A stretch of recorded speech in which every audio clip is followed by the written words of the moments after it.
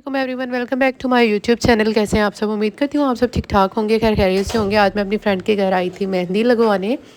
साथ में मैंने आप लोगों के लिए व्लॉग बनाया मेहंदी के डिज़ाइंस का, और मुझे कमेंट सेक्शन में बताइएगा कि आपको मेरी मेहंदी कैसी लगी। तो चलिए आप भी देखें। मैं मेहंदी लगवा रही हूँ और बहुत अच्छी डिज़ाइनिंग ये करती है, बहुत खूबसूरत इसकी डिज़ाइनिंग होती है मेहंदी की। और मैं स्पेशल आज मेहंदी लगवाने इसके पास आई थी। जैसा कि आप देख रहे हैं कि कितनी खूबसूरत मेहंदी लग रही है, लेकिन आप साथ साथ वॉच करते जाइए और साथ में मुझे आपने बताना है कि आपको मेरे मेहंदी के डिज़ाइंस कैसे लगे, मेरी मेहंदी आप लोगों को कैसी लगी। और चलिए आपको फ़ाइनल लुक फिर मैं बाद में दिखाती हूँ।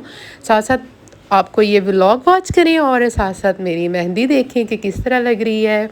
और जिसने मेरा चैनल अभी तक सब्सक्राइब नहीं किया, प्लीज़ मेरा चैनल सब्सक्राइब कर दें। Thank you so much.